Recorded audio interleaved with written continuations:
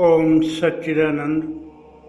अब सुषुप्त अवस्था की बात करते हैं, जिसे प्राग्ञ अवस्था कहते हैं। सुषुप्त अवस्था में किसी प्रकार का कोई अनुभव नहीं होता, केवल निद्रा का अनुभव होता है।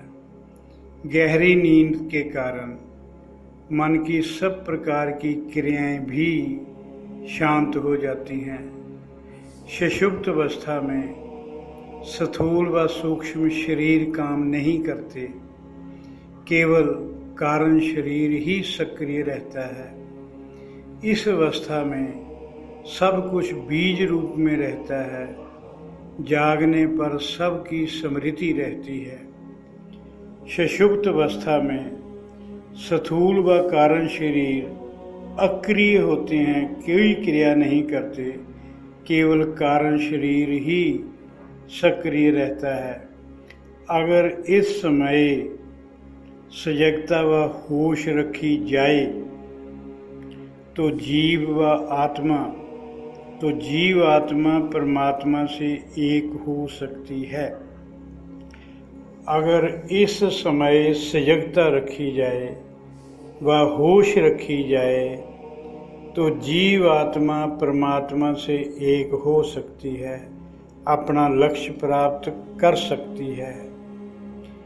यही स्टेज है जहाँ संतों को परम बोध होता है। इस अवस्था में सजगता को बनाए रखने और इस अवस्था में सजगता को बनाए रखें। और अब बताओ, इस अवस्था में सजगता को कौन बनाए रखेगा? जब मन अक्रिय और स्मृति का विषय है, जब मन अक्रिय होता है और मन ही स्मृति का विषय होता है, सारा खेल तो मन का है।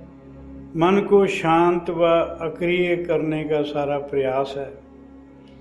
जागृत अवस्था में ज्ञान इंद्रियों द्वारा, स्वप्न अवस्था में ज्ञान, मन में उसकी वासनाओं व सूक्ष्म वृत्तियों अनुसार।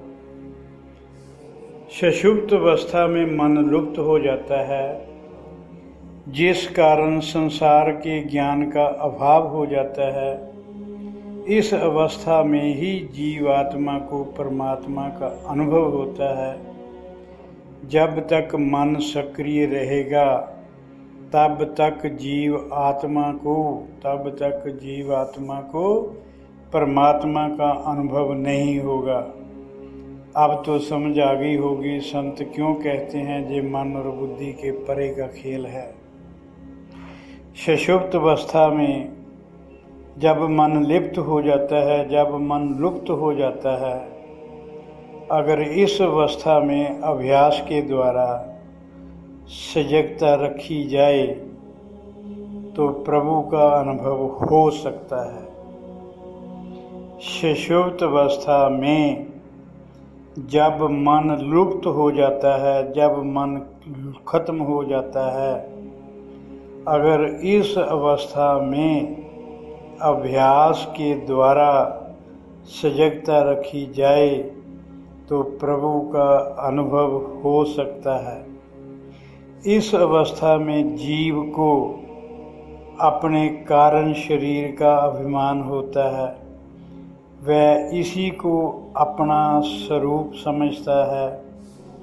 जीव की इस अवस्था को प्रज्ञ कहते हैं, जिसमें ये अनुभव स्वयं आत्मा द्वारा होता है। जो भी होता है वो सब कुछ आत्मा के द्वारा ही होता है।